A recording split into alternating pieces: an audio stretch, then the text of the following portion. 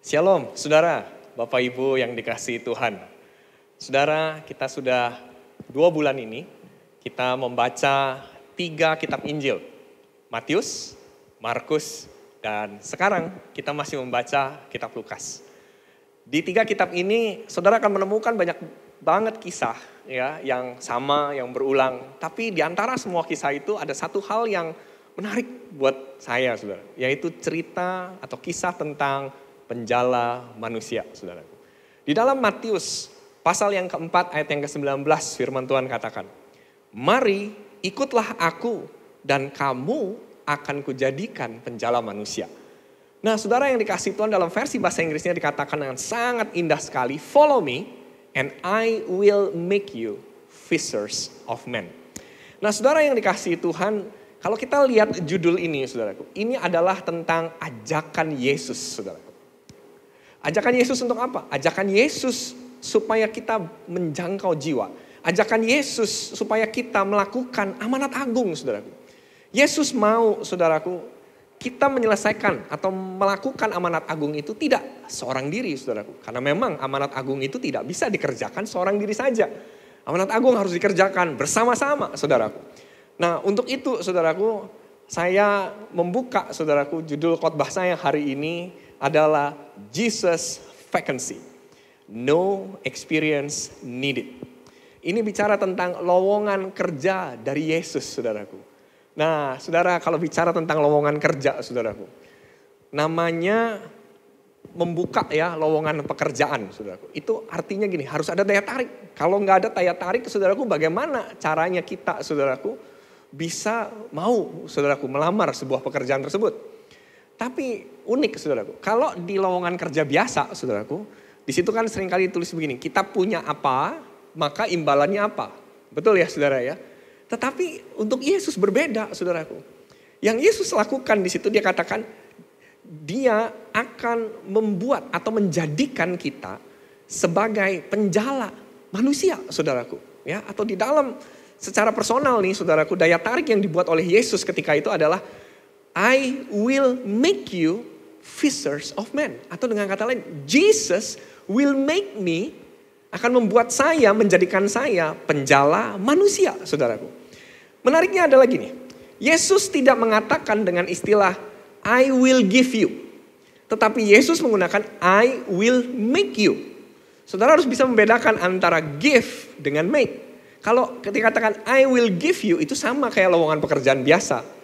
Ini jadi kalau orang punya, saudaraku, keahlian atau kekhususan tertentu, kemudian saudaraku dia datang, saudaraku, dan dia dapat imbalan, saudaraku.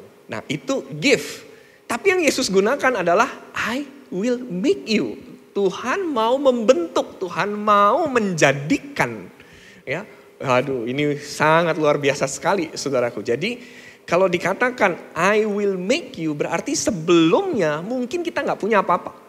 Tapi karena Tuhan, maka kita punya sesuatu, saudaraku. Nah, saudara, saya yakin, saudaraku, dengan kalimat ini sebenarnya Tuhan tuh nggak butuh sebenarnya pengalaman kita. Makanya tadi di judul saya beri tulisan no experience needed.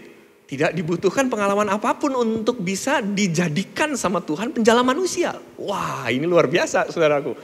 Nah, saudara, saya memperhatikan begini, saudaraku. Tuhan lebih tertarik, saudaraku, dengan kekosongan kita daripada keterisian kita. Jadi waktu kita nggak punya apa-apa, ini adalah momen yang indah sekali di mana Yesus bisa mengisi hidup kita, bisa membentuk kita, bisa reshape hidup kita sampai kita akhirnya bisa menjadi penjala manusia, saudaraku. Nah, saudara, kalau saudara Tuhan saja, saudaraku, mau membuat kita, menjadikan kita penjala manusia. Hal yang berikutnya, saudaraku, yang menarik buat saya adalah dikatakan I will make you fishers of men.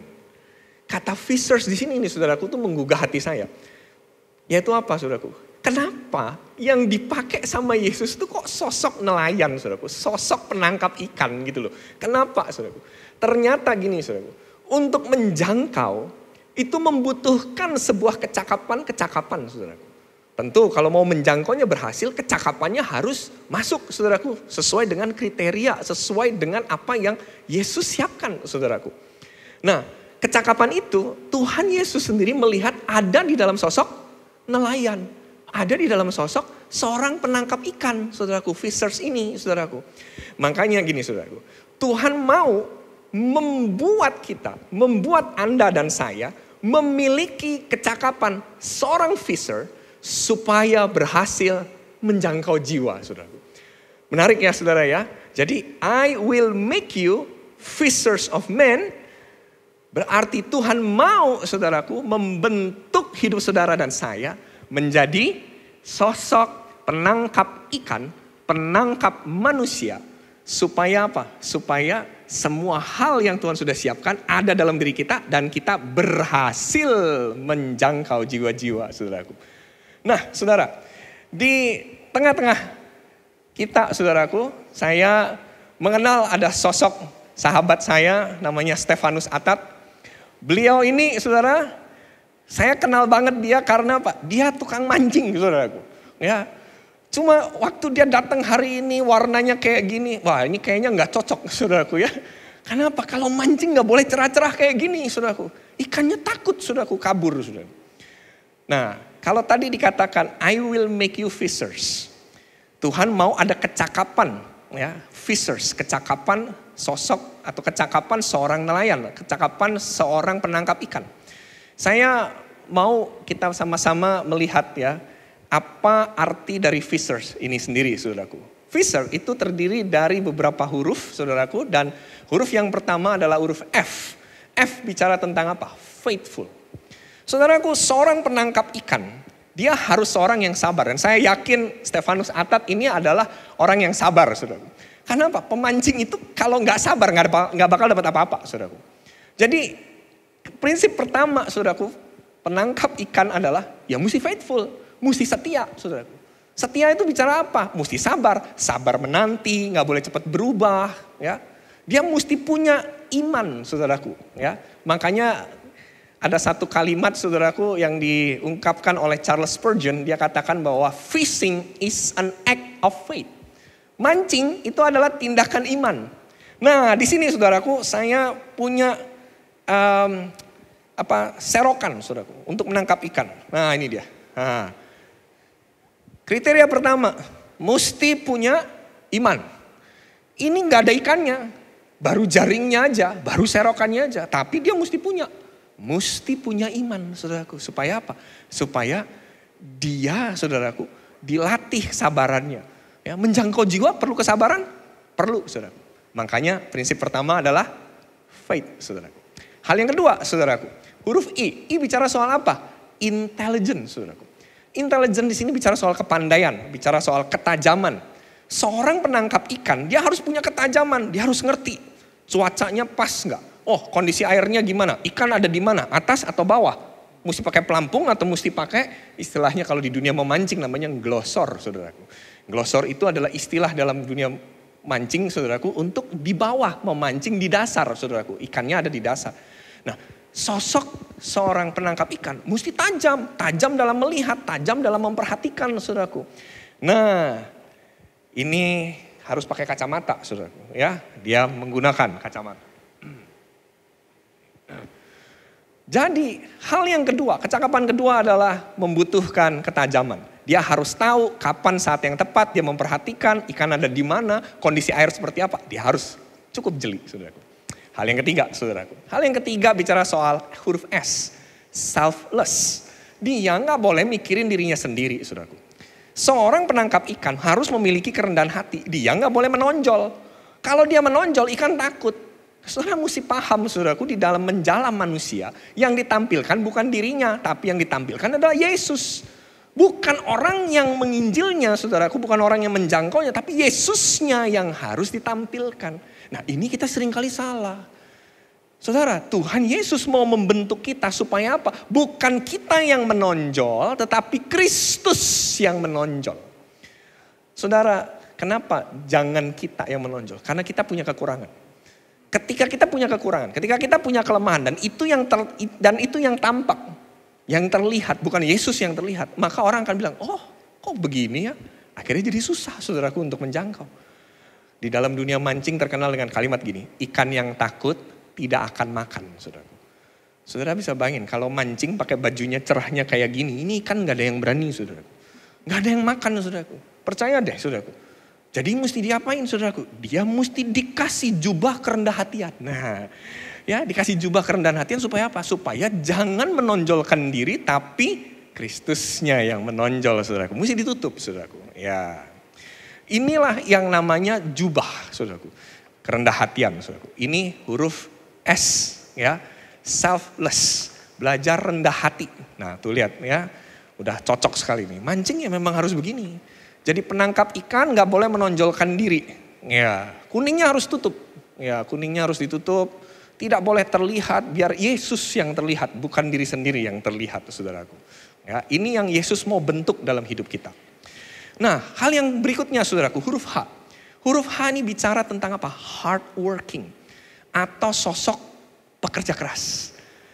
Pemancing, penangkap ikan adalah sosok yang pekerja keras. Kalau saudara perhatikan, saudaraku ya, di dalam Lukas pasal yang kelima, ayat yang kelima, Simon berkata, "Guru, kami sudah bekerja keras sepanjang malam untuk mendapatkan ikan." Bekerja keras adalah ciri seorang penangkap ikan, saudaraku. Bekerja keras ini bicara tentang punya daya tahan. Tidak mudah putus asa. Lentur boleh, tapi dia harus tahan. Inilah gambaran joran atau alat pancing ini, saudaraku. Alat pancing ini, saudaraku, lentur. Lentur. Dia bisa tahan, saudaraku, untuk menarik ikan yang beratnya luar biasa, saudaraku. Bahkan ikan 20-an kilo bisa diangkat, saudaraku, bisa ditarik dengan joran seperti ini, saudara. Ini adalah gambaran tentang hard working. Ketika kita, saudaraku, menjadi penjala manusia, Tuhan rindu supaya kita seperti joran ini, saudaraku. Yaitu apa? Punya daya tahan. Gak gampang putus asa. Perlu kerja keras. Menjangkau jiwa perlu kerja keras, saudaraku. Makanya ini kecakapan yang Tuhan mau bentuk dalam hidup saudara. Kecakapan yang berikutnya, saudaraku, dinamakan equip. Apa itu equip? Equip itu bicara tentang memiliki kesiapan. Kalau mancing modelnya kayak begini, tapi nggak punya alat. Nah ini dia. Ngapain, saudaraku, dia bisa ngapain dia pergi ke tempat mancing? Dia mesti punya alat, saudaraku. Ini alatnya banyak. Ada pelampung besar, ada pelampung kecil, ada mata kail besar, ada mata kail kecil. Dia mesti lengkap. Kenapa? Karena dia mesti tahu ikan apa yang dia pancing. Kondisinya seperti apa. Dia mesti memiliki kesiapan. Saudara, dalam dunia mancing gak ada yang namanya one fit for all. Gak ada. Gak ada all size. Saudara. Nah, di dalam dunia mancing kita mesti spesifik. Ini ikan apa? Ikan gurami, mulutnya besar kecil. Ikan lele, besar kecil. Ikan bandeng, besar kecil, saudaraku. Kita mesti bisa ukur, saudaraku, dengan pancingan kita. Nomor berapa, saudaraku? Nah, penangkap ikan mesti memiliki kesiapan. Kalau dia nggak punya kesiapan, saudaraku, dia akan sulit, saudaraku, untuk bisa menangkap dengan baik, dengan tepat. Termasuk menjadi penjala manusia, saudaraku. Menjadi penjala manusia, saudara mesti siap. Toolsnya mesti siap, saudaraku. Kalau saudara cuma taunya sedikit-sedikit, gak bisa. Makanya saudara di-make sama Tuhan, dibentuk, dijadikan sama Tuhan. Hal yang terakhir adalah huruf R. R bicara tentang ready. Ready bicara tentang memiliki keberanian. Seorang penangkap ikan harus berani hadapin resiko. Harus berani. Resiko apa sih? Resiko tertusuk kailnya sendiri. Resiko jorannya hilang karena ditarik ikan besar. Resiko joran patah. Bahkan bisa resiko kematian. Karena ikan yang ditangkap sejenis ikan marlin yang ujungnya tajam, waktu dia narik ikan itu, ternyata tuh ikan nusuk perutnya dia. Bisa menyebabkan kematian. Ada resiko. Menjadi penjala manusia juga punya resiko, saudaraku. Tetapi gini, Tuhan berkata, jangan takut, saudaraku. Kenapa? Tuhan tutupi kita, tudungi kita. Tuhan berikan kepada kita itu roh yang memberikan kekuatan. Nah, inilah roh yang memberikan kekuatan. Ditutup. Wah, cocok sudah ini mancing ini. Iya, gitu. Lihat, saudaraku, lengkap. Inilah yang katanya firman Tuhan, I will make you. I will make you. Lengkap, saudara. Saudara yang dikasihi Tuhan, Kalau kita sudah dilengkapin sama Tuhan dengan begitu dahsyat, saudara. Saudara, apa yang Tuhan harapkan dalam hidup kita? Saya yakin Tuhan mengharapkan keberhasilan, saudaraku. Saya jadi ingat, saudaraku, kecakapan yang tadi saya bahas, saudaraku. Ya, mulai dari faith, itu, saudara, ya, sampai dengan ready, saudara. Saya jadi ingat beberapa tahun yang lalu, ya, waktu saya masih kecil bahkan, ya, itu papa itu seringkali ikut lomba mancing. Nah, waktu papa lomba mancing, papa tuh pernah, ya, dapetin ikan ratusan loh, saudara. Ratusan ekor, saudaraku, dalam 3 hari 2 malam. Jadi dia sering ikut lomba mancing, saudara.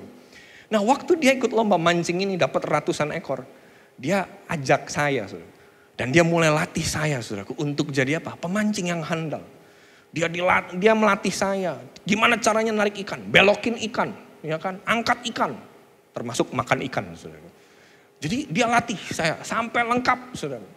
Tujuannya supaya apa? Supaya saya berhasil, successful. Ini dia tujuannya, saudaraku. Sampai akhirnya satu kali, saudara, dia masukin saya, papa ya, masukin saya ke dalam sebuah lomba mancing, saudara. Hadiahnya motor, saudara. Dan waktu itu saya umur 17 tahun. Saudara. Saya mau kuliah waktu itu. Saya bilang, papi, aku perlu motor, papi. Dia bilang, Man, kamu ikut lomba mancing. Hadiahnya motor. Kamu menang, kamu dapat motor buat kamu kuliah. Wah, saya di-equip sama papi saya.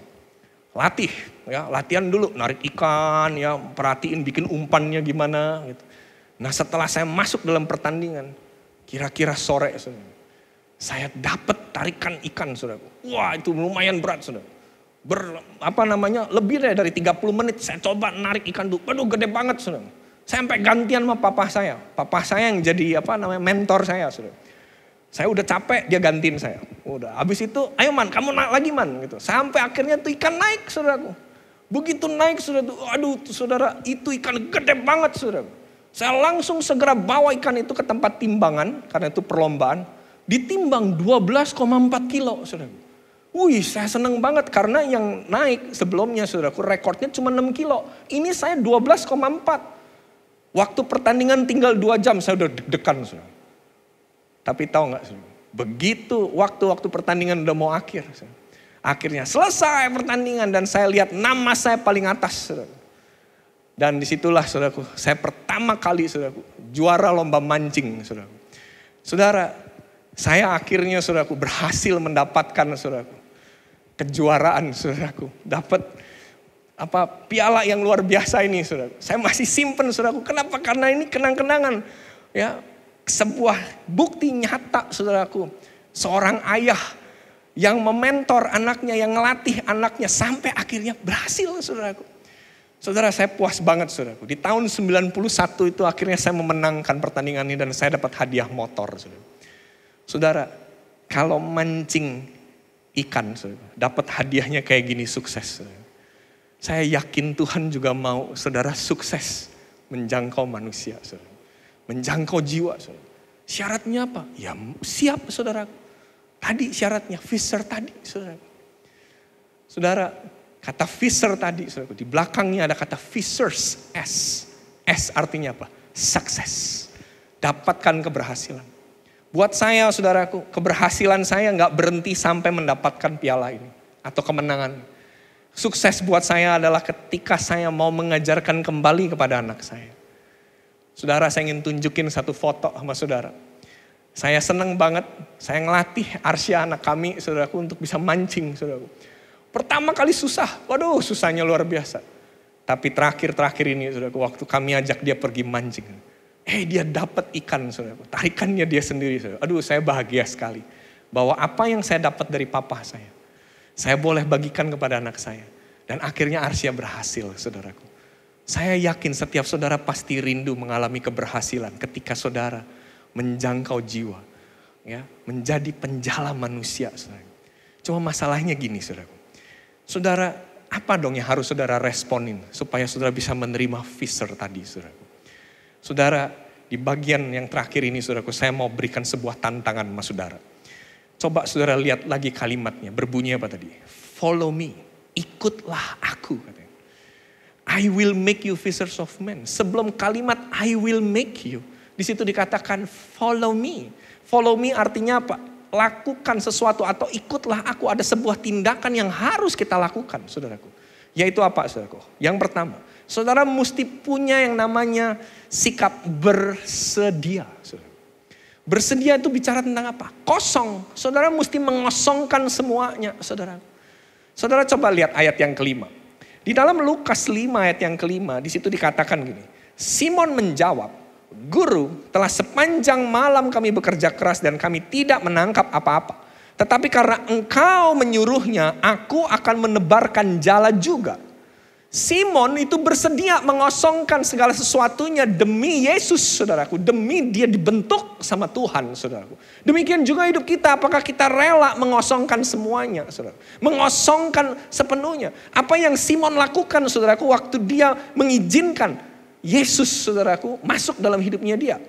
Saudara mesti tahu posisinya. Simon pada waktu itu sudah pulang dari mancing, sudah pulang dari menangkap ikan. Dan di pagi hari dia menemukan kenyataan bahwa dia gagal. Dia tidak mendapatkan ikan apapun.